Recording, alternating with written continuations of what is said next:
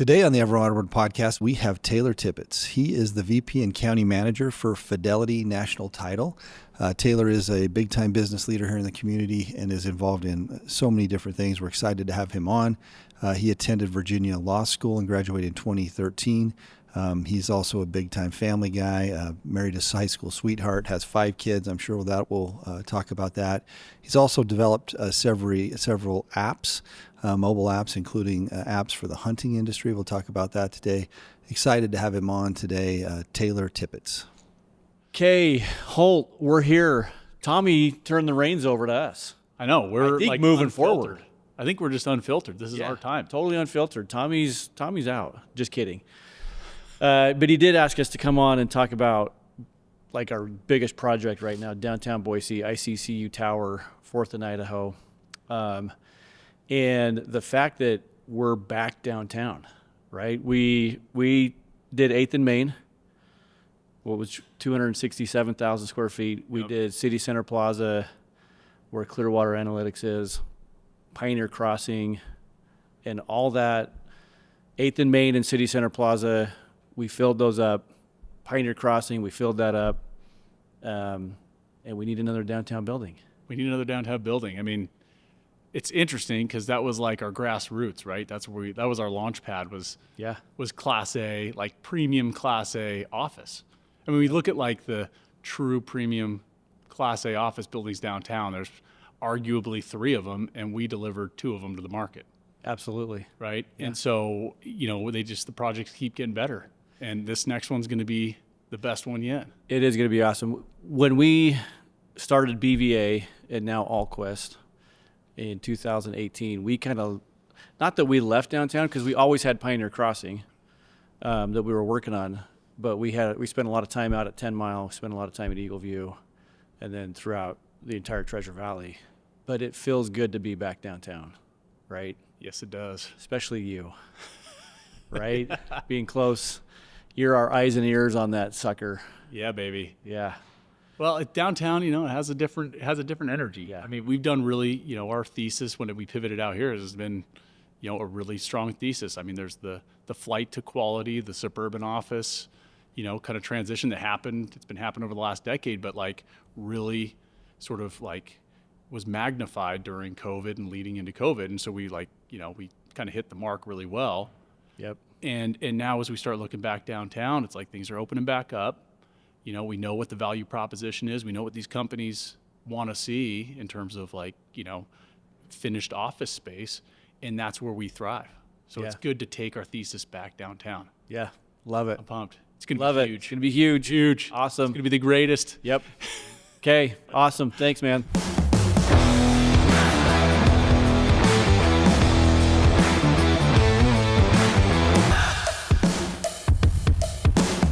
Tayler, welcome to the podcast. Happy to be here. Thank you. I feel like I'm rusty because we took a few weeks off for the holiday, and these guys are like, I'm giving me a hard time already today.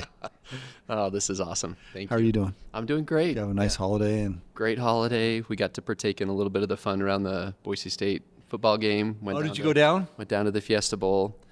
Yeah, we stood on our feet, cheered the whole game. Tough loss, but took our 3 older kids. They had a good time. Did you take your older kids? Yeah. It was great, wasn't it? Mm-hmm. Great season. Yeah, awesome season, and fun to see just the positive benefits that come to our community from that. I'm a big believer in the Boise State effect. It's huge. We'll talk about it again here, but my first one was 2007, and that was my 4th one. Wow. And in the 2007 one, it was back when I was working in the ER, and I had a really tight turnaround, and I took my son at the time, who was 12. Wow. Yeah, he was 12. And we went down and we got to sit in the family section because I had a buddy who knew the linebacker coach back then. And so we got 2 tickets with him, and it was crazy. Oh, I bet that game was insane. It was crazy. It was, the guy's name was Kent Nawahi, and big Hawaiian guy, stronger than heck. Mm-hmm. And he would not watch the overtime. So he literally didn't watch any of it. and he would put his head down, and when they had run a play, he would stand up and grab me and shake me, and he's like, "What happened? What happened? What happened?" And then I would tell him, and then I would look for my son, and like 2 different times, he's like one row in front of us. I'd get him, I'd pull him back up and sit him by me, and then the same thing. What a memory! But then you know they've all been special in their own way. Mm-hmm. But this time, because it was the first college football playoff, playoff, Penn State, and it was just wonderful. Mm-hmm. But what I mean, you think about 2007, it was pre-recession. It was when everything else was dying. Right. I mean, Lehman Brothers shut down. It all went to heck, and now you had Boise State kind of really single-handedly being the thing that everyone rallied around business-wise. Right. It was a huge lift. When they expanded, and you know, that was back during President Custer's time here, and it was pretty magical for Boise State after that game. I think it's a big deal. And now you look at this with Genty and the Heisman race, which he should have won, right? And then getting to the championship. You look at next year what Jeremiah's doing, right? Oh, it's inspiring to see what President Trump's doing. I mean, it's just really proud of them. Yeah, I had a moment where I was looking at listening to an interview of Coach Danielson, and he's younger than me. And I had a moment where I wouldn't have guessed. He's such a great younger leader. than you? I think he's 3 years younger than me. I think How old are you? I'm 38. I think he graduated. I was going to say you're in 2007, but I just thought it's inspiring to see somebody who's such a charismatic leader and really motivating his team, and just a young guy. Watching the way he interacts with, he gave the opening prayer at the governor's dinner. Oh, he did. That a couple nights. Well, the game was on Tuesday and on the Saturday night, and man, he's just an inspiring dude. It's neat to see. Yeah, we can keep that crew together. We keep inviting him. We got to get him on here. So if anyone's listening and can somehow twist Spencer's arm to get on here, it'd be great to have him on here and hear about the season. NIL's got to be crazy for him. Yes, absolutely crazy. You got to think about some pending reform there. There's as a mid-market program, we've got to have the ability to compete at a high level, and it's insane. Did you listen to Dirk Cutter's interview? I didn't hear it. No. Oh man, him just talking about just how hard it is and how. It's interesting because I think the purpose of NIL was to take some of the TV revenue and all this revenue that's out there and share it back. But what it's done is just really put that responsibility back on donors in the community to figure out how to do it. If you want to keep a team, you got to figure it out. Right. And I know our community is so great at rallying around causes that they believe in. And so the community is ready and willing, but it is interesting to see that the dollars are coming from the local level, like just normal people here in Boise State, former players that not all of them are NFL players that have a bunch of money, but they're all banding together to try to keep these good players, and that's hard. Yeah. Boy, that great leadership, though. Amazing leadership, all levels, and now we're in basketball season. That's right, and the team's looking good again. They look great. Andrew Meadow cut his hair. He did. Okay. Did you see this? Oh, no. Oh, man, it's the highlight of the week. So he cut his hair, but it was just for that Utah State game, so I don't know. What a close game that was. I know. We better grow it back out. He looks good.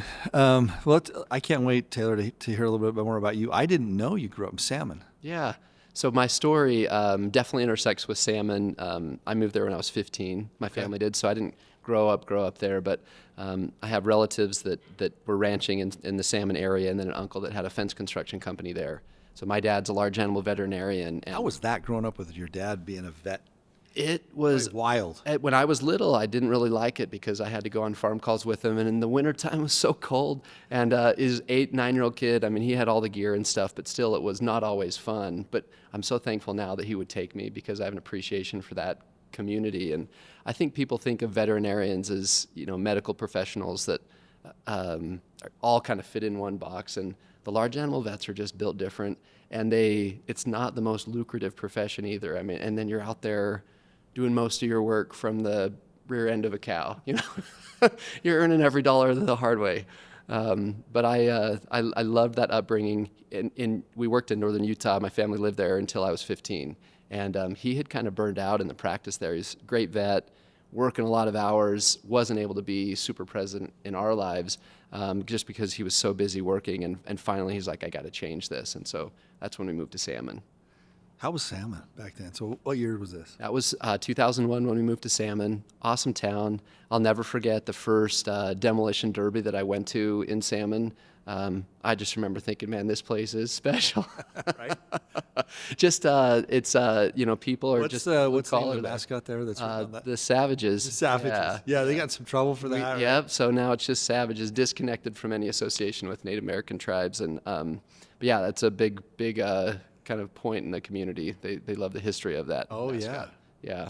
So yeah, 2001 was when we moved there, and I didn't know this, but my dad was actually gonna stop being a vet. He was so burned out, he needed a break, and so we joined my uncle's fence construction crew, and we built barbed wire fences in the mountains of Montana, outside of Darby and Hamilton and Sula. So we do 4 12-hour days, 15-hour days, sleeping in tents or in cabins, building fences, and it was a hard summer for my family financially, but it was the best summer I ever had.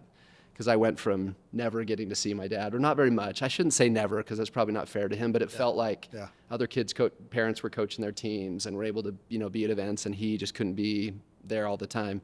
And then we moved to Salmon, and I got to be with him every single day of the week. And it changed my life and changed how what I wanted from a career goal standpoint. And then all of my younger siblings kind of got to experience having him with that flexibility over his schedule throughout their lives. And it's just a great move for our family. And so when people ask me where I'm from, Salmon. Did he go back to vet? He did. So after that summer, people started figuring out that there was a new vet in town.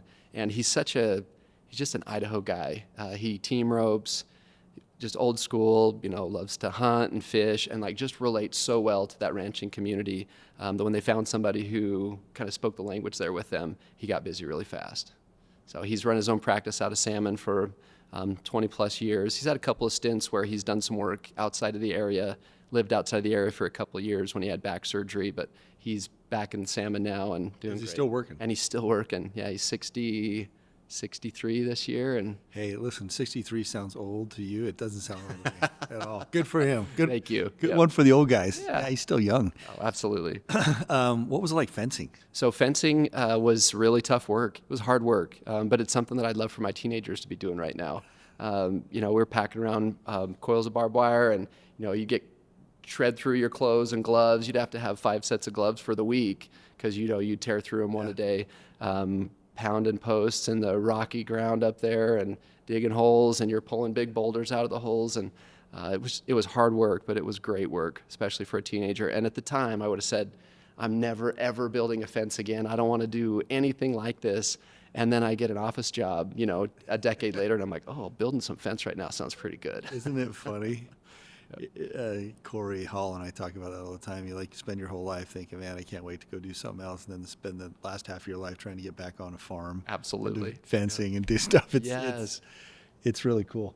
So where were you and your family growing up? Were you one of the older kids? I was second of 7. Okay, second of 7. So big family. Mm-hmm.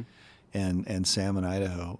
What a beautiful part of the state. And it is a gem. A lot of folks don't make it past Stanley. They get up to Stanley, or maybe they get up to Chalice. You just got to go one more hour to get up to Salmon. You go one more hour, and then that's end of the road. That is. Yeah, you got the Frank Church Wilderness. One of the coolest just scenes that you can find in Idaho is when you drive to the very end of that river road along the Salmon River, and you see that sign. I've done it. Here lies the Frank Church Wilderness Yeah. of no return, right? And you're just like, wow, we've reached the end of the map.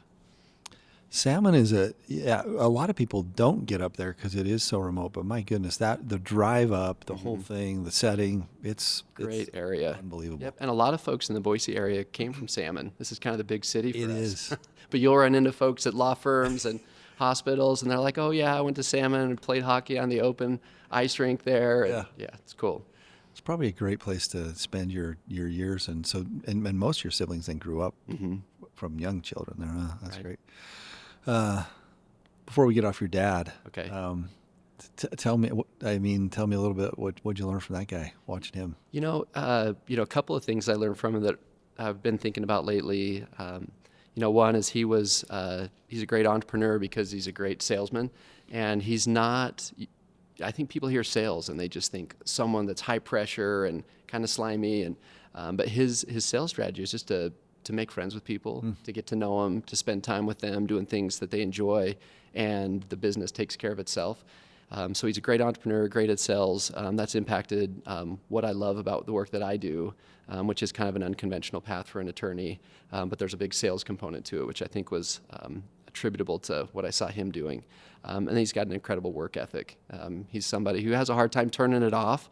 I think I learned both directions of that, but he's just wired where he's always wanting to be working on something, building something. So he's built a couple of his own houses. He builds all the barns and outbuildings, trains his own horses, shoes his own horses, works on his own, truck and four-wheeler. And there's a lot of things that it's just a little bit of a different approach to life than we have now, where we outsource so much. Yeah. And he's very self-sufficient. You could send him up to the mountains of Salmon and he could build a homestead. It's pretty cool. That's awesome. What was your mom like? And my mom is the yin to the yang there, I think. Super sweet, soft-spoken, very faithful. I mean, her faith is really, I would say, what drives her purpose and focus in life, and then her children. And has a mother heart where that's really what she's wanted to do with her life, and support us children and help us grow. And I think if she could, she would have had twice as many kids. I mean, she just loves being a mom, and they had a couple miscarriages after they had us 7, and it was heartbreaking for her because I think she kind of saw that as time to shift gears. But she just loves being a mom, and just such a great example to me of faith too. That's awesome. Health's still good for both. They're both in good health. That's great. Well, that's awesome. So let's talk about your path to. Well, first of all, in our business, we do. I remember when I got into this, ER, you don't even know what title means, right? Right. And then I remember the very first project I did was over here when I did where Buffalo Wild Wings is. So Portico was my first project. And that was a very messy project because it was a subdivision that then, an old subdivision that had to get converted to the commercial center that it is now.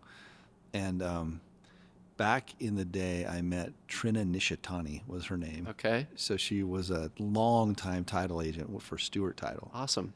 And she's long since retired, but I remember her sitting me down and giving my first lesson on title and why it's important and understanding what they do for you. And then throughout the years, we've always just had these great relationships. They're often long-term relationships with title companies. They're actually very hard to change, because people are so wonderful and they help you and they protect you and they have you look out for stuff that you otherwise wouldn't look out for. That's what I love about title.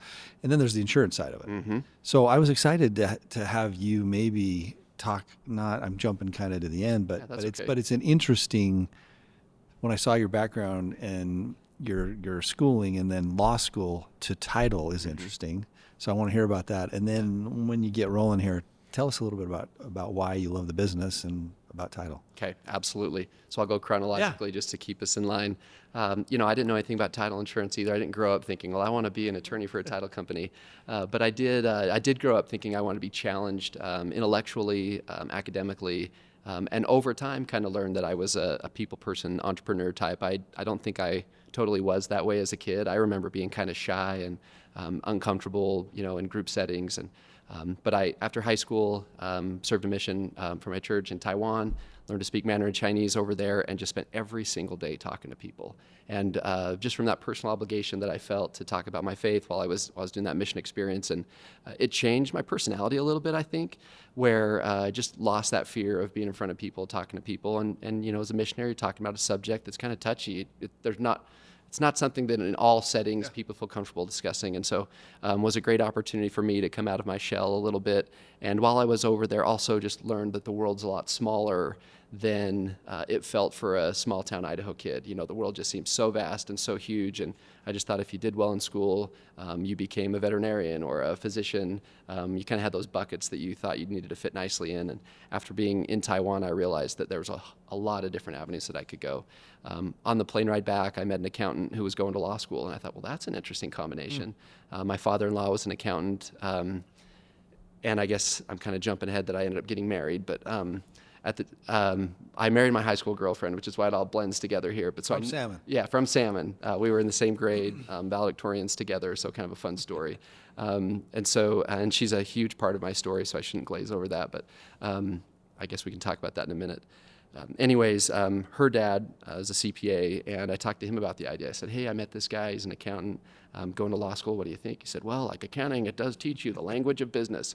It's way better than some wishy-washy business degree. And I'm like, well, that's clearly a biased opinion. Ryan Clever, who's going to listen to this and love this. Yeah. The language of business? Come on. That's an accountant. That's funny. Yeah, but he planted that seed. I love it, but man, Ryan's gonna eat that. Oh, good. Yeah, Ryan and Larry in my office, I'll say, you guys speak the language of business. That's why you're so good.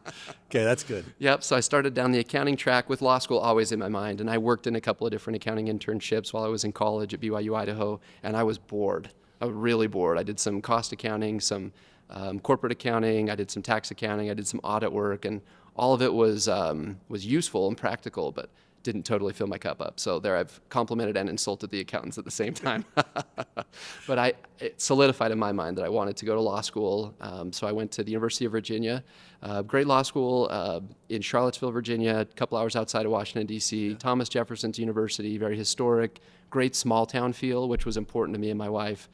She and I got married after I'd been home from Taiwan for just a few months. She was about done with college. I still had 3 years left. So by the time I finished college, we were 3 years married with one child and one on the way. So had started our family early, and we were looking for a college experience or a law school experience that we could have a family in and be comfortable. And so we looked at a few different law schools. Virginia fit for us, and so we spent 3 years out there.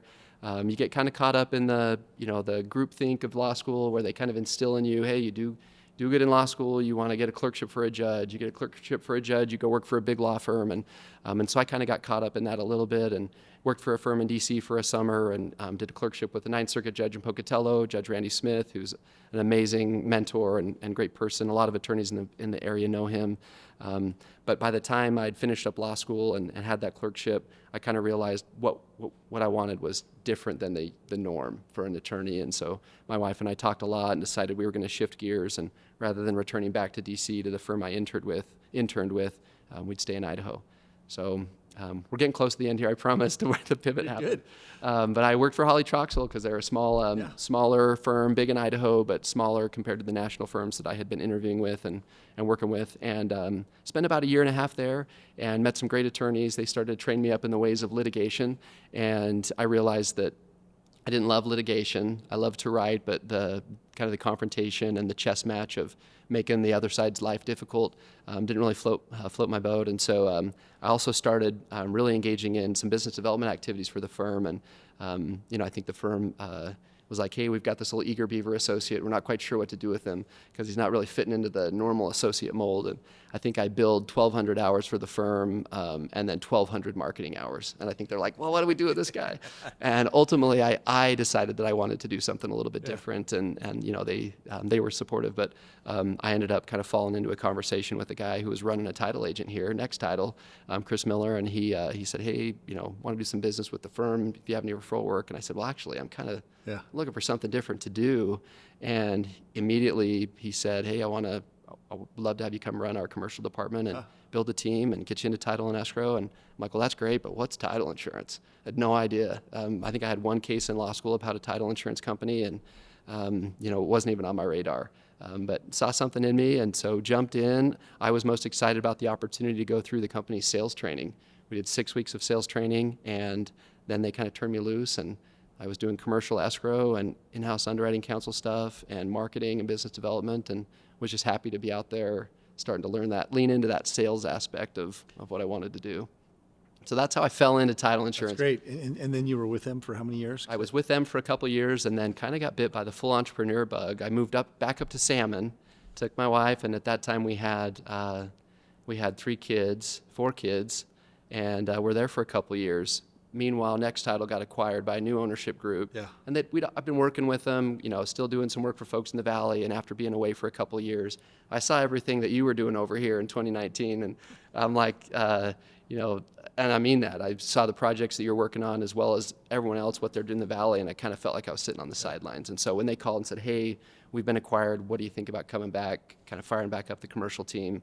I was open to listening to it. And even though I loved the kind of the small town life that we built for our family in Salmon, I missed the industry and missed the opportunity to really be kind of at the forefront of the real estate scene. Yeah. And so they talked me into coming back in 2019, and so spent 3 more years with them. So collectively about 5, and then got a call from the folks over here at Fidelity National Title. And it was interesting because from 2020 to 2022, 2019 to 2022, it was 3 of the best years the real estate industry's ever seen. It was absolutely the 3 best years the title insurance industry's ever seen. So everybody did pretty well. Yeah.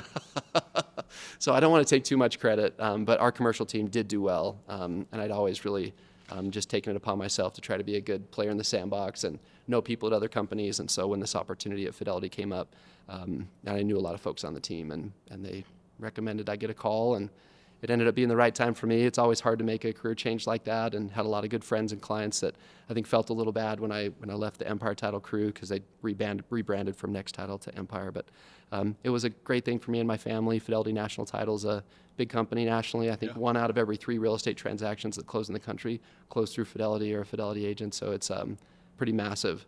But small in Idaho, and they were looking for somebody that had strong Idaho roots, and I think I fit the bill there. And we've just been trying to manage this operation through what now has been one of the toughest markets for a title insurance company. Yeah. When interest rates go up, our volume goes down. Yeah, it's all volume related, right? Mm-hmm. That's right. On both residential and the commercial side.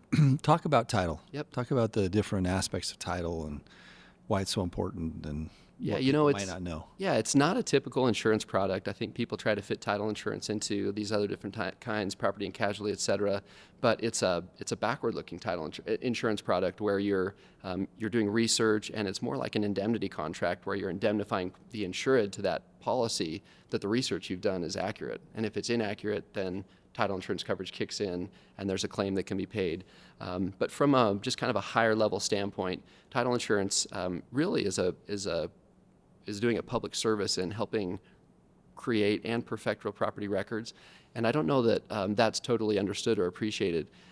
Counties across the state of Idaho and across the country all have kind of different processes and procedures, and they index records differently, and there just aren't always ways to stay ahead of potential problems. And I think there's a couple of subdivisions in Custer County where the survey was just off by a few feet, and so every single lot line in that entire subdivision that was done years and years ago is off by a few feet, right? You get a title insurance company involved, they do research, they find out those issues, and then they help clear up title because a buyer who wants to know that they can purchase a property in confidence, they don't want to buy a cloud on their title or a problem, and the title insurance company doesn't want to take on that risk. And so we try to help reach that solution, clear up clouds on title, really perfect those real property records. And I don't mean perfect in the legal sense, just more in the organizational standpoint, so that our record system can be what it is today. I mean, I think it's really good, and it's in large part because title insurance companies are doing good research and they're being good partners in the real estate industry. Yeah, and it's kind of so one of the first call. Well, if we're looking at a new piece of property, the first call we make is to title. Let's pull a report, right? Pull a report, and then what usually happens with that relationship is they'll already start doing their scrubbing, and they'll be flagging issues before you even know they're issues. Right.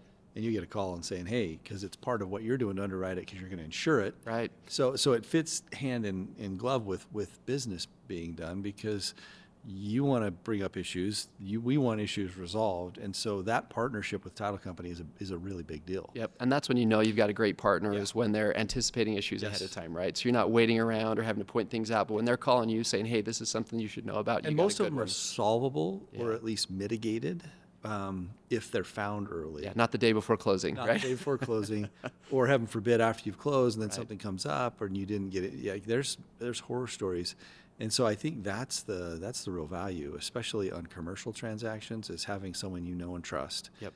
Having someone that can, it's the research, it's the, hey, have you looked at this? Have you looked at that?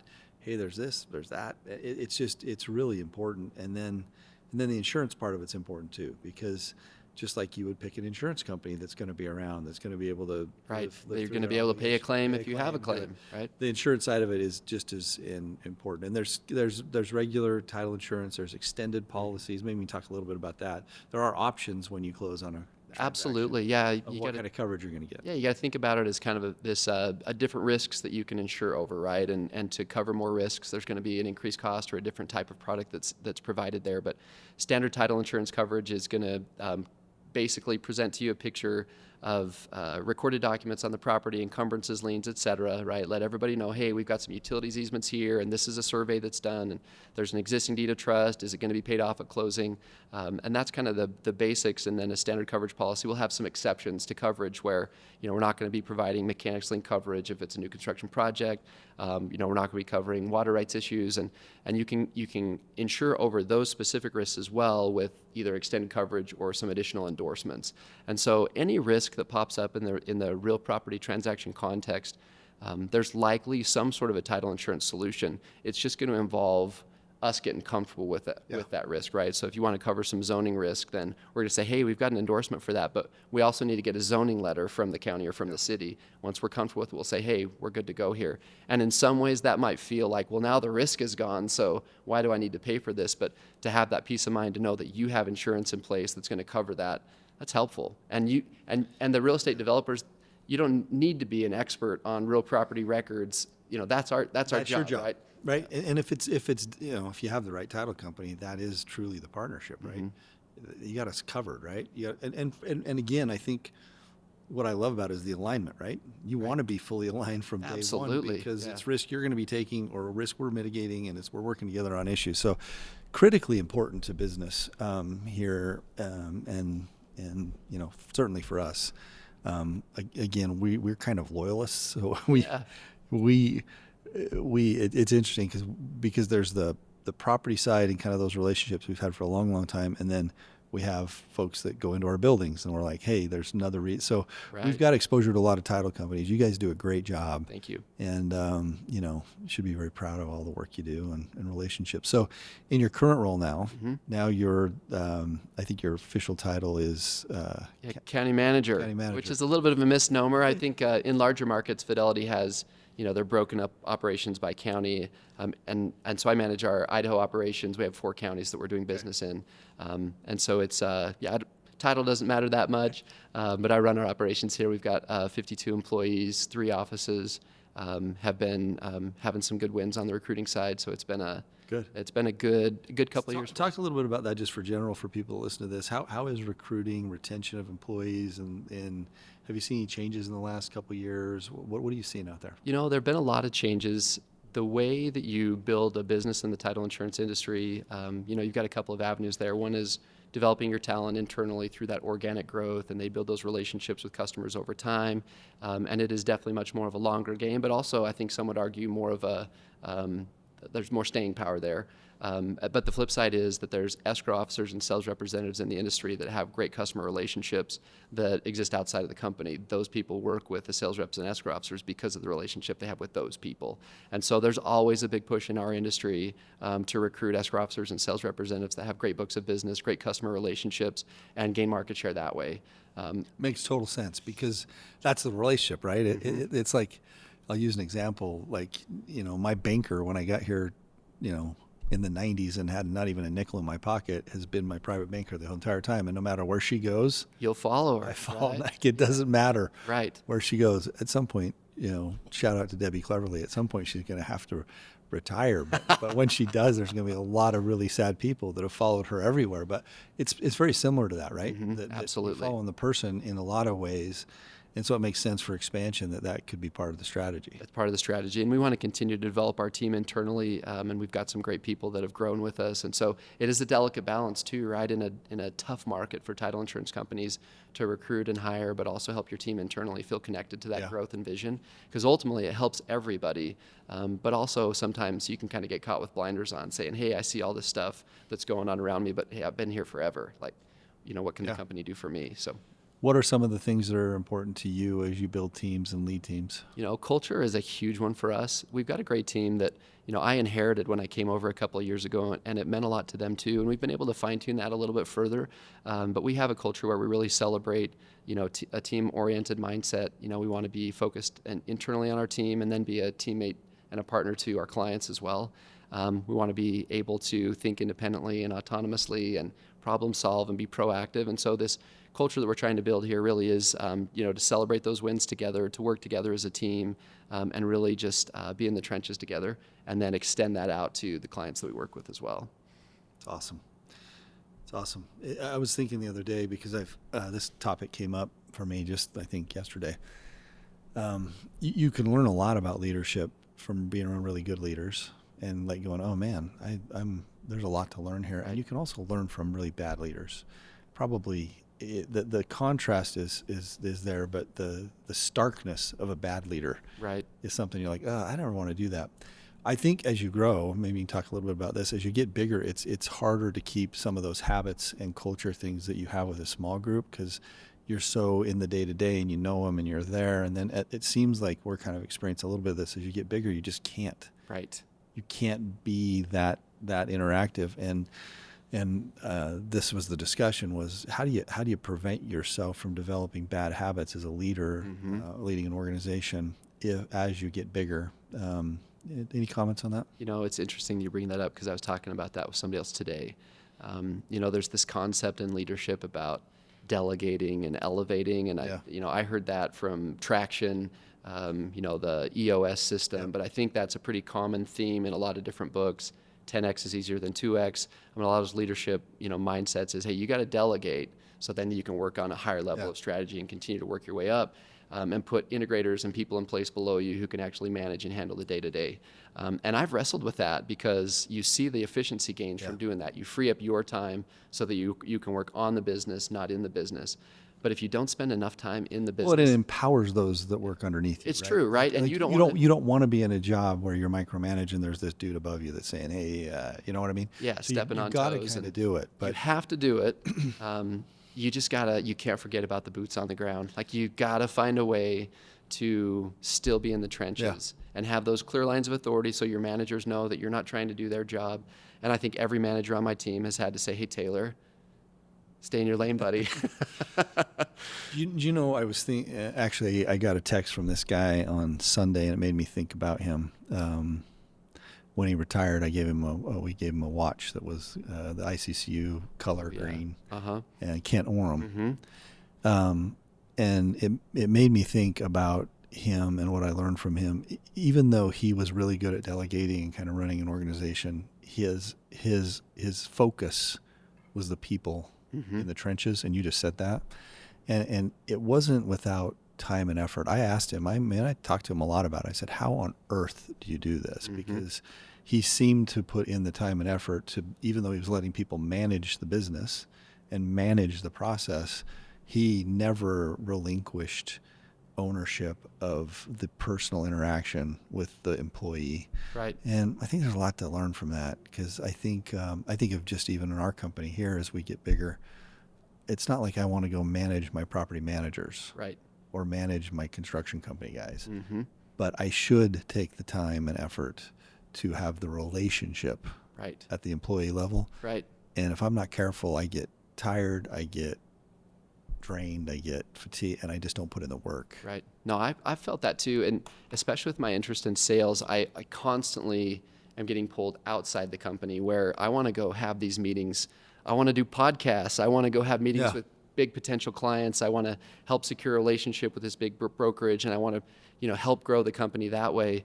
And then, somebody on the team will raise their hand and say, hey, Tayler, like, where you been all week? Like, what have you been up to? And I'm like, well, I've been doing all this fun stuff that I really enjoy. And they're like, gosh, we kind of miss seeing you this week. And so there'll be opportunities where, my team's had to remind me and say, hey, like, we love what you're doing, but we also need you here on the inside. And I've been trying to strategically wrap my head around some good strategies to be able to do both. Yeah. And I think the one-on-one is a really valuable one. And it's not necessarily like the scheduled every 6 months, every 1 year one-on-one, but regular one-on-ones with your management team so that they know that their leadership really happens one-on-one with the individual members as well. So you've got your leadership team that works with you, and you're really using that one-on-one to teach and train them, and then also helping hold them accountable. So they're doing that one-on-one with those who roll up under them, and they're connected to the vision, and they're saying, hey, I talked to Tayler this week. This is what we're doing as a company, and I know it's a little bit tough that we're doing some reduced hours right now, but it's so that we can keep our team together, and we're forecasting a really great March, and we're just going to get through these first couple of months. And then all of a sudden, you're in the branch a couple days later, and you're able to say, hey, how you doing? How's your family? And I know it's a little bit of a tough time, but this is kind of what's going on in the company. They say, oh yeah, I talked to my manager about it, and feel kind of connected and in the loop. But I something that I have to do is block out days that I don't plan anything external. And it's just all internal. Whatever comes up, someone needs me to take a delivery to the bank or to cover a closing, I'm in the branch available to help do that. And I feel better about the work that I'm doing when I'm able to do that too. I love that. Something to think about that I've been chewing on. I love that. And I think one of the, I was sitting here talking to you, I know you a little bit, and I think what comes across when people meet you or when they know of you is real authentic, like, leadership. I mean, you truly care about your people and you care about their lives, and it would be harder if you didn't. Right? Because if you really do love and care for your people, and then it's about managing time and figuring out how to connect to them, that's very different than if you just don't. Right. I hope so. I mean, I think that, Right? Yeah. I mean, I think everyone on my team would say, gosh, like sometimes we struggle with Tayler, right? Because he's just all over the place and he's not that great of a strategic thinker. But I do believe that everyone would know, but we know that he cares about us. And I'm thankful for that. And I'm sure maybe not everybody on the team feels that way, but I hope they do, that they know that, that I love them and want their lives to be better. And am, the first to admit that sometimes I'm a hot mess. Yeah, we all are, right? Yeah. We're pretty good at. It's interesting. I mean, I think as you get older, you're more okay with. Hey, it was bad. It was a brutal week. Just like that honest vulnerability. And I think back when I was younger, you just try to be bulletproof all the time. Oh, you feel like you got to have all the answers. Yeah, you got to have all the answers. Mistakes, I think it's okay just to say, there's a lot going on right now. Yeah, that's great. Thank you. That's really good stuff. I didn't know you had done these apps. So let's talk about this. Yeah, this is this is probably a perfect example of me putting a little bit too much on my plate. But, and my wife will, be the first to say that I'm always like considering stuff and just volunteering us for stuff. But, I grew up in the outdoors. My dad's a hunter. Just to bring this back to my dad real quick, I didn't know this about him, but he loved to hunt, but he never hunted with anybody, no friends or whatever, just us kids. And I always kind of wondered about that. He wasn't going on backpacking trips with his buddies, or he always just hunted with us, and pretty busy in the fall. And so we do these, afternoon trips or, quick weekend trips. And we were never that successful hunting, but we always loved it, and I always considered myself a hunter. But I later learned that he was off hunting with some buddies when my immediately younger brother was 3 years old. And while he was away, my little brother fell out of a loft, and he wasn't home to be there to help.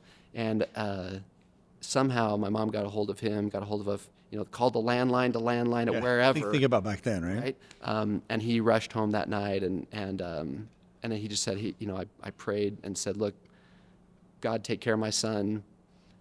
I'll never hunt unless it's with my kids the rest of my life.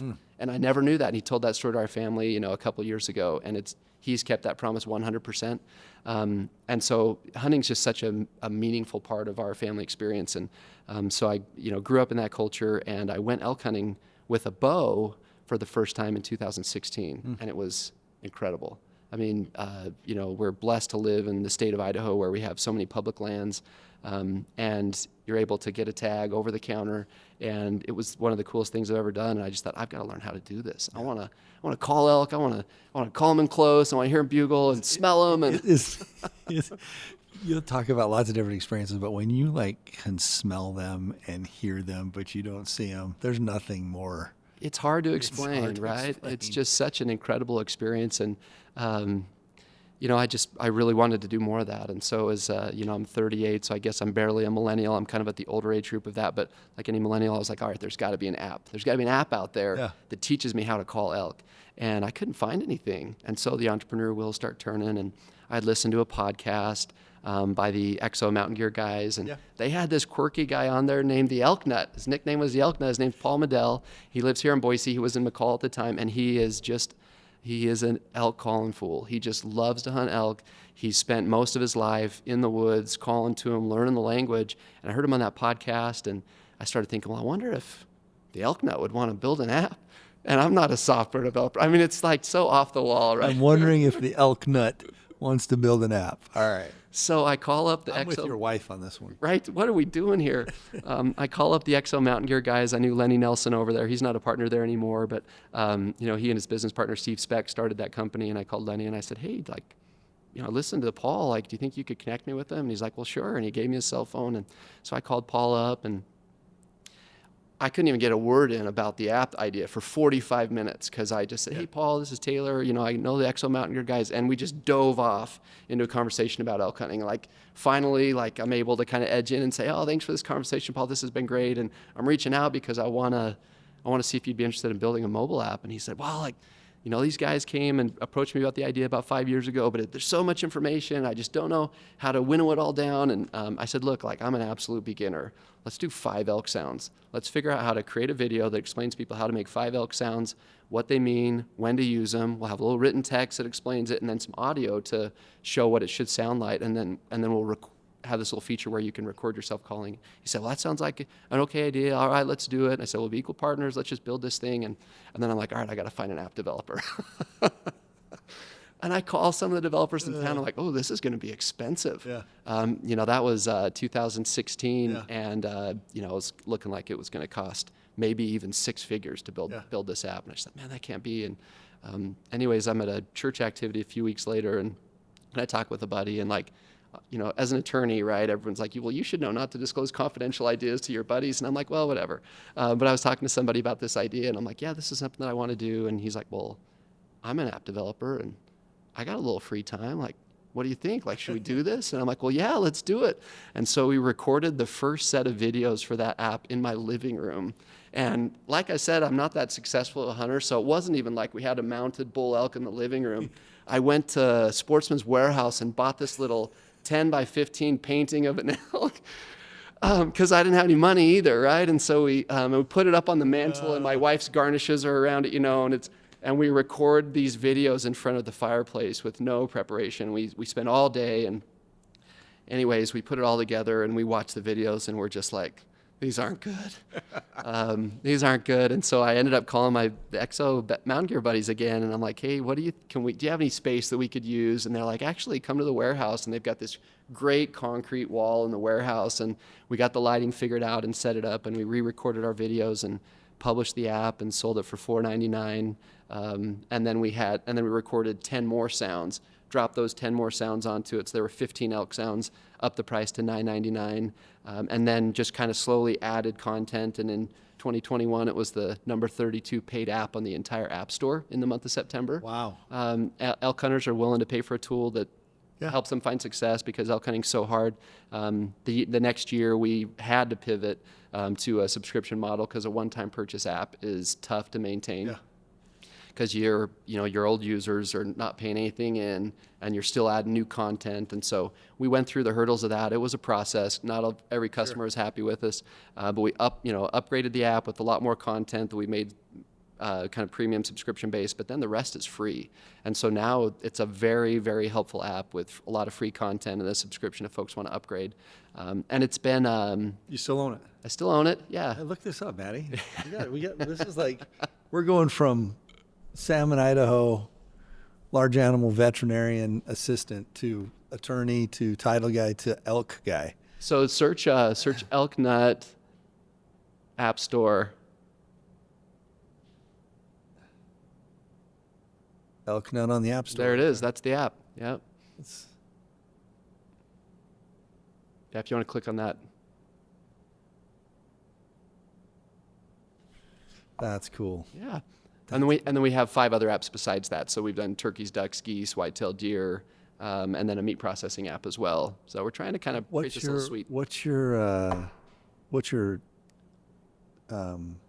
duck app? So it's called Duck Tech. Duck Tech. And I'll give you one of those for free. It's probably our most basic app. So it's still for sale for $4.99. But so we'll we hunt a lot of ducks, and I am not good. Okay. Really? I'm not good. In fact, my brother-in-law, Cody, he won't probably listen to this either, but he's always with me, and he's very good. Okay, yeah. And he'll just every once in a while look at me and go, "Hey, stop it! Just stop it." So I was about 2 years ago. I was determined to learn. Okay. And so I downloaded a couple apps. I don't know that I did this one. Oh, interesting. And I had my duck calls in my truck. And you're working on while you're driving Every in. single day, in and back of work, I would practice. And I'm like, it's a great story because I didn't tell him I was doing this. And I thought, I'm gonna get out and kick his butt next time I do it. And I get out and he looks at me. He's like, stop. You're like, easy now. So I need a new app, Taylor. Oh, gosh. Well, we'll hook you up. You know, it's been a fun space to be in. It's a technology company. I don't have any technology background. It's also a company that's been, you know, a side hustle for everybody involved. And there's actually been some things that I've learned along the way where, like, you got to make sure that everybody understands it's a side hustle, or you have some conflict that comes up, right? And we've had to work through that a little bit. You know, it's not a full-blown entity where we're fully staffed all the time. And so we've had to work through, you know, how do we address customer complaints or customer concerns? Those come up regularly. You know, our experts that we've brought in and licensed content for them for the app, you know, some of them have been much more hard charging. And so we've had to work through some stuff. And ultimately, as a company, we just had to decide, look, we all have good jobs that we like, good day jobs. We're not going to quit the day job. And if this has to go on the back burner sometimes, that's what happens. And just be okay with it. It's probably been helpful being an attorney through all that. It has. I do all of our legal work. I do all of our accounting work because of the accounting background. I do our taxes. Yeah, that's been helpful to do. It's been a fun ride. Yeah, That's awesome. I'm sure someone who's doing tech all the time would be like, you guys are like elementary school kids here. But the goal isn't necessarily to build something up to sell it. It's to really have an outlet for a passion that we have. Well, the nice thing when you are doing something because you love it and you have a passion for it, just building it is going to bring value anyway. Right. Like the one nice thing about a lot of businesses, especially stuff like this where you start as a side hustle, if you align, you're doing it because you love it and you want to be a user that would use it, that's what you do to bring value anyway. Right, So right. You don't have to have like a lot of times people will ask me about exits that we've had and like, when did you think about exiting? And I said, don't. You know, Right. Keep that passion for it. keep that passion forward, and at the right time something will come along, and I think that's usually pretty good advice. Really good That's advice. cool. Yeah, thank you. What's your favorite thing to hunt? My favorite thing is definitely elk. Archery hunting elk in September. The weather's nice out. You know, hearing an elk call is just a unique experience. But I mean, anything that I can do with my family, I've tried to carry that tradition out that my dad started. I get my boys out. They're just getting to the age where they can pull a bow back that's, you know, strong enough to kill an elk or a deer. And so we've done a lot of rifle hunting with them. But I've been fortunate through this company to do a lot of cool hunts. I'll bet you have. We're not going to Alaska or anything, but you know, I had a great Wyoming mule deer hunt in 2021. I actually posted a story that I had on that hunt about on LinkedIn about a lightning storm that I got caught in. That really? It kind of changed me. It was probably the first near-death experience I've had. I mean, it was kind of traumatizing, and I still like if the thunderclouds start forming and I start seeing lightning, like there's a emotional. You mind thing sharing that the story? impacts me. If we got time, We are you got okay time. with Yeah, that? I'd love it. So I drew this great Wyoming mule deer tag, 2021. My brother's living over there. We do some scouting, and it was prior to the rough winter that we had, where the mule deer really had to die off in Idaho, Wyoming, Montana. And so it was kind of a great time of year to be there. We saw a lot of deer, and so we went back up. And Wyoming season allows you to hunt both archery and then rifle, and the seasons coincide. And so archery finishes, rifle starts. And so I set up my hunt to hunt the last 4 days of archery, the first 5 days of rifle. I wanted to get something, but I wanted to try the hard way first. And I'd never taken a really good mule deer with a bow. And so my brother comes up with me, and he's busy, he's got a family, but we go up, we have a good hunt together on the first day. We see a deer, we sneak in, ultimately don't have a shot opportunity, hike all the way back into this upper basin, and we find this little fold in that basin that's up at about 9,600 feet. And it may not have been the best spot, but it was great from a glassing standpoint. We say glassing, like looking through binocular spotting scope to look for mule deer. And that was a great knob where you could just roll out of the tent and you're seeing deer from where you're at. And so I set up the tent there, and then that night, he's like, man, some work stuff came up and it's been on my mind, and I think I need to go back and take care of the work stuff. And I'm like, that's okay, I'll be okay up here. But he was going to stay with me through the archery season, then my dad and another brother were going to come up for rifle. And And I have a Garmin inReach that lets me send text messages even though we're out of cell service, and so I can communicate with people, and I'm okay. And so I said, hey, head home. It's been fun. If you can come back up, come on up. I'm not moving out of this spot. Come see me if you can. And so he goes back home, and I spend that next day hunting a little bit and have a couple of close calls, but no opportunities. And then I ease back into camp right before dark, and the rain starts to pitter-patter, and I have my tent set up, and it's a good Four Seasons tent, a nice warm sleeping bag, and I'm kind of cozy in there. And so I, roll in the tent, zip it up, and I just start to, wait out the storm, see what's going to happen. And, it starts to get darker and darker, and the rain picks up, and I can, through the screen of the tent, I can see some hail on the ground. And then the electrical storm comes in, and lightning here and there, and the thunder's getting louder, and I'm like, all right, like this is okay. We're going to be all right. And I'm in this little fold, so it's not like I'm up on the tippy top of this mountain, but I'm high up at 9,600 feet. There's some mountain peaks around that are probably 11,000. And so I'm not the highest, but I'm kind of in this open spot. And pretty soon it starts to intensify. And it's, flash of lightning, and the thunder is instantaneous, right? So as soon as the lightning flash hits, the thunder sounds, and it's loud enough that you can kind of feel it in your bones. And I'm starting to get nervous at this point. And then I'm like, do I get out of the tent? Do I try to get to the lower area? Well, what if I get struck trying to run down? It's, it's September in the mountains. What if it turns to snow and I get cold? And, I had so many things going through my mind. And ultimately, I'm like, I can't figure out what to do. So I guess I just hunker down here. I'm a person of faith. And so, of course, I'm praying to be safe. And eventually, it intensifies so much that I know the next time the lightning's going to strike, when my hair stands up on end. And so my hair would stand up on end, and then the lightning would hit. I mean, the thunder and it was so loud, and I was terrified. And I remember in that moment thinking, because I always, you try to live your life so that you're ready to go when it's your time to go. And I remember I said, I'm not ready to go.